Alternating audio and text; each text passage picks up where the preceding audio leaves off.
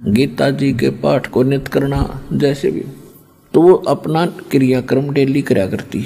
तो उसने एक प्रतिज्ञा कर ली कि मैं खाना बाद में खाया करूँगी।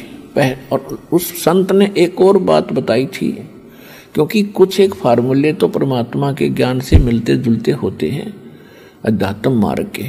तो उसने क्या बताया था कि बेटी साधु संतों को भोजन कराया जाना चाहिए, उससे ज़्यादा लाभ होता है। एक तो कोई भी भूखा आपके द्वार पर आ जाता, उसको भोजन अवश्य कराइए, जैसा आपके घर पर उपलब्ध है अवश्य कराइए।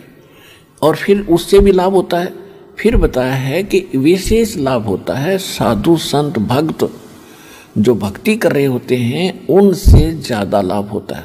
किस प्रकार कि जैसे एक तो गाय है दूध नहीं देती और एक गाय दूध वाली है, तो दूध वाली को यदि हम वो बिनौले डालेंगे, दाना डालेंगे, यानी अलग से खुराक होती है, आहार होता है दूध वाली भैंस और गाय का, और एक बगैर दूध वाली होती है, तो उसको वो आहार नहीं दिया जाता जो दूध वाली को दिया जाता है। ये आप समझते हो अच्छी तरह। तो कहने का भाव ये है कि उसका जो आहार है वो भी देना है, क्योंकि वो भी आपकी आवश्यकता है जो दूध नहीं देती। लेकिन जो उसको आहार डालोगे, बिनौले डालोगे या कोई और खल डालोगे दूध वाली को, उससे लाभ ज़्यादा होगा। वो लाभ नहीं देगी, वो आपका आने वाले समय में फलेगी।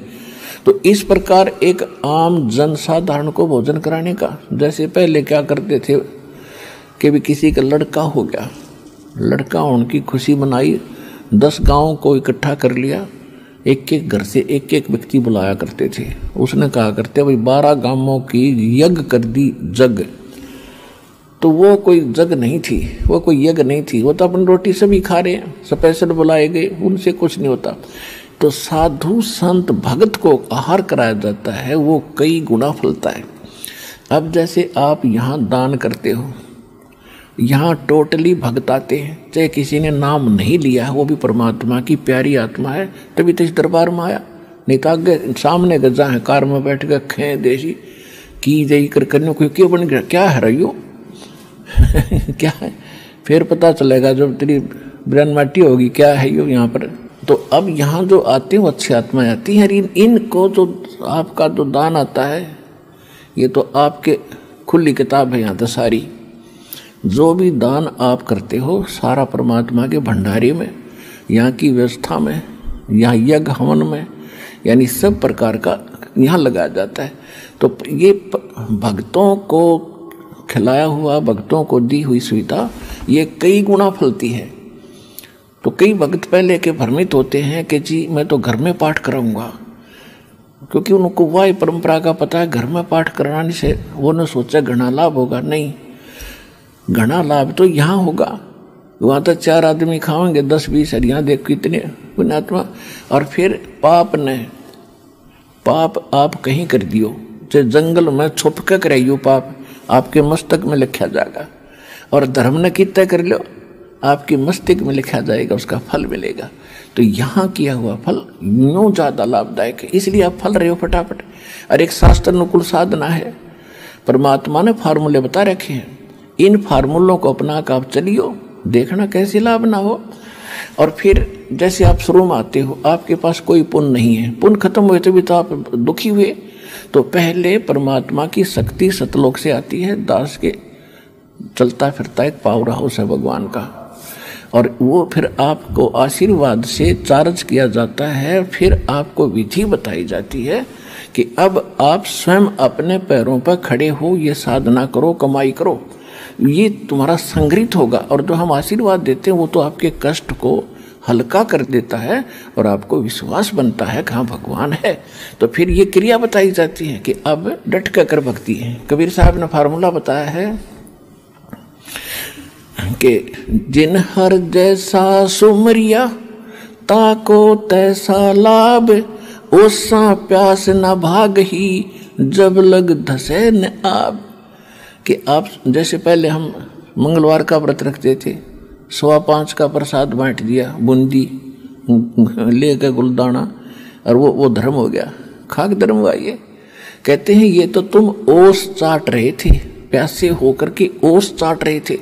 ओस चाटने से प्यास नहीं बुझेगी, प्यास बुझेगी गट गट गिलास पीवे 2-3, जब पेट भरे तो यहाँ वो गिलास पियाए जाते हैं आपको गट्टा गट्टे, और पहले आप ओस चाट्या करते थे।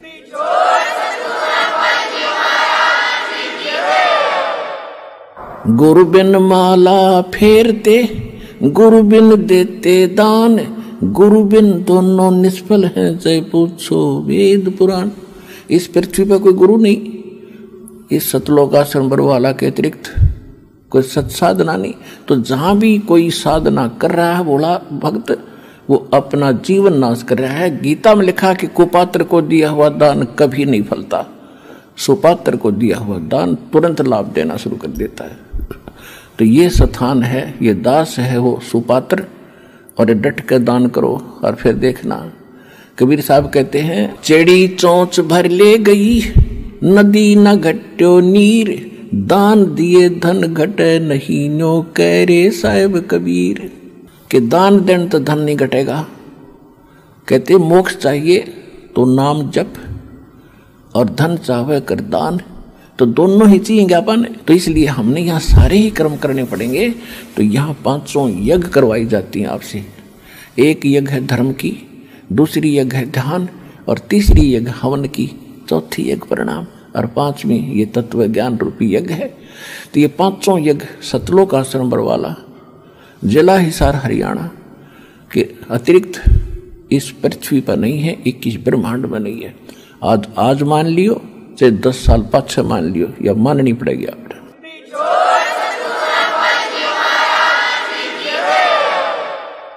और जितना जल्दी मानोगे उतनी आपकी किस्मत जल्दी खुल जाएगी। तो यहाँ 5 प्रकार की यज्ञ कराई जाती है। आपने दान कर दिया, आपका नहीं रहा, ये भगवान का हो गया, और परमात्मा का दान किया हुआ इसका कुछ और प्रारूप बन जाता है, ये ज़्यादा लाभदायक होता है। और जो यहाँ आते हैं वो खाना खाने नहीं आते, वो तो भगवान के लिए आते हैं। तो और भगवान के बच्चे भगवान के लिए आए हैं, तो उनको खिलाया हुआ ये दान अन्न बहुत ज़्यादा लाभ देता है। ये एक रूल है, दाता ने एक नियम बना कर छोड़ रखा है। जो इन नियमों को अपनाएगा वो सफल होगा, उसको वो फल मिलेगा ही मिलेगा। तो एक यज्ञ है धर्म की। आप देख रहे हो सदाव्रत, आपने सुना होगा कभी सदाव्रत। आपको सदाव्रत यहाँ सतलोक आश्रम बरवाला जिला हिसार हरियाणा में देखने को मिला। किसी समय कोई भक्त आ जा, रात ना आओ, 2 बजे आओ तो सुबह आओ, जाओ भंडारे में, परमात्मा के बच्चे तैयार पाओगे, बैठ भाई। एक भगत कह रहा था जी, पिछले जून के सत्संग में परमात्मा के प्रगट दिवस पर वो हमारे पास मिलने आया था। तो उसने बताया जी हमारा वहाँ जाके बैठ के थाली थोड़ी लेकर पहुँचने इतनी देर ज़्यादा लग जाती है क्यों भीड़ घनी हो रही है। वहाँ बैठने के बाद भोजन आने में देरी नहीं लगती, जैसे परमात्मा ऊपर से तारण लग रहा अपने भक्ता ने, 1 मिनट में आ जाता सारा, इतनी बड़ी गैदरिंग में।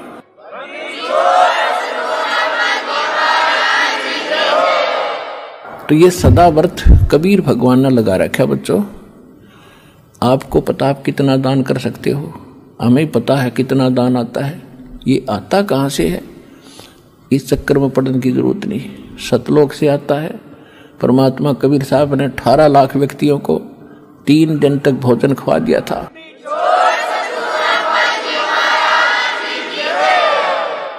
18 लाख साधु संतों को 3 दिन 3 रात परमात्मा ने मोहन भोजन, लड्डू, जलेबी, खीर, कचौड़ी, पकौड़ी, कुछ भी खा बेटा। तो वो भगवान है क्या? उस परमात्मा की आड़ में हम बैठे, ये दास उसी के भरोसे बैठे हैं। एक यज्ञ है धर्म की, और आपको तो उभार रहे हैं दान करवा करा के, और दान करोगे तो उभरोगे। दान कहते धर्म का नाश नहीं होता, विन से 3 लोक, और खैरायत में खैर है कीजिए आत्म भोग। कबीर साहब कहते हैं धर्म बिना धापे नहीं, धर्म के बिना उभारा जीव का नहीं हो सकता। और ये प्राणी प्रपंच, और ये प्रपंच करता फिरता है, अटपट कर रहा है, उससे काम नहीं चलेगा। और आस प्राणी क्यों करे, तन दिया हो तो संच, यानी आज तो कोई भिखारी है, कोई किसी तरह मजदूर है, तो अब उसको मिल नहीं रहा क्योंकि पीछे दान करया नहीं। और दान हम करना चाहते थे तो हमें वो स्थान नहीं मिला जो सुपात्र हो। तो किसी ने मंदिर बनवा दिया, किसी ने धर्मशाला बनवा दी, किसी ने कोई और कंबल बांट दिया। इस तरह की हम क्रिया करते थे। ठीक है ना, तो ये भी ठीक थे, लेकिन ये लाभदायक नहीं थे, मोक्षदायक नहीं थे। मनुष्य का जीवन सफल इनसे नहीं हो रहा था। अब इस तरीके से आपका मोक्ष भी होगा, आपको यहाँ भी इस संसार में रहोगे तब तक भी आपको विशेष लाभ मिलेगा, आपके संकट भी दूर।